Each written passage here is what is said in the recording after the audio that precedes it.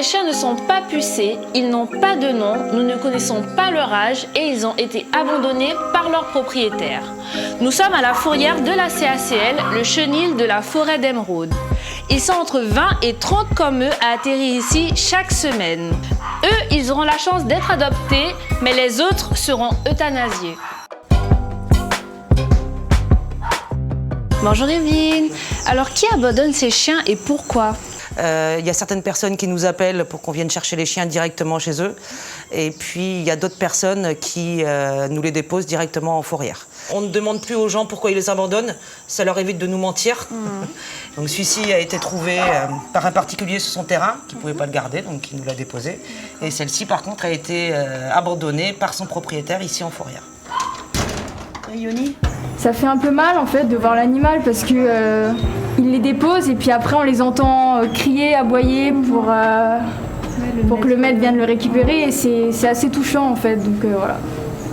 Oui, du coup, Evelyne, ça va ? Qu'est-ce que ça te fait à toi en fait ? Ça fait 15 ans que je fais ça et c'est un crève-cœur, je peux pas dire autre chose. C'est des chiens qui crient en fourrière, c'est les euthanasies, c'est des gens qui nous larguent leurs animaux comme des vieux frigos, en fait. Quand on a affaire à des animaux qui sont des êtres sensibles, voilà, ça nous arrache les tripes. Le problème, c'est que la fourrière est pleine de chiens abandonnés. Et seulement 2 chiens sur 10 sont proposés à l'adoption par manque de place dans les refuges. Tous les autres chiens sont euthanasiés. Les abandons concernent aussi les chiots qui prolifèrent à cause du manque de stérilisation. 12 chiots ont été abandonnés cette semaine. Yoni m'en a présenté 3. Ils seront euthanasiés tout à l'heure.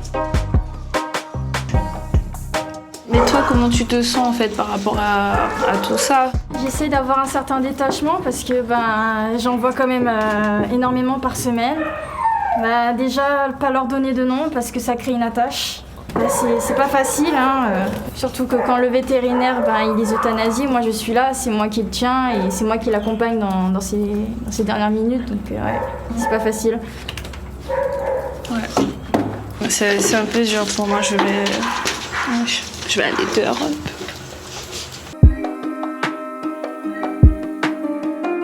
Tous les mois, environ 15 chiens de la fourrière sont récupérés par Doggy Oasis.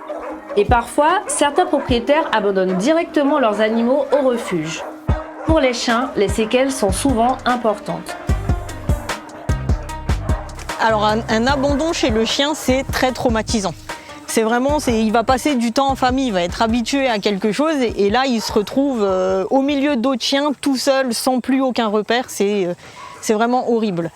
Là, on a Wasai, c'est un vieux chien de 9 ans qui a été abandonné. Et là, on a Caramel, c'est son fils. Alors, ce qui est traumatisant pour Caramel, c'est qu'il a hyper peur des gens. Et Wasai, lui, il a failli se laisser mourir. Il voulait pas manger, il voulait pas prendre les traitements médicaux. C'était vraiment... Là, ça fait 15 jours qu'il va mieux.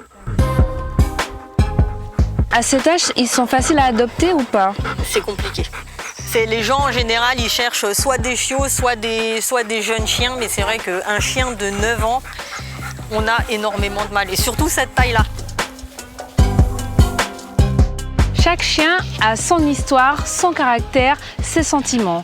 En adopter un, c'est un engagement pour 10 à 15 ans. Vous imaginez l'aimer et devoir l'abandonner ? Réfléchissez bien. Partagez ces réalités et restez avec nous dans Doggy Time. Dans le prochain épisode, nous partirons à la rencontre d'adoptantes en Guyane et dans l'Hexagone. Recueillir un chien adulte est souvent plein de surprises.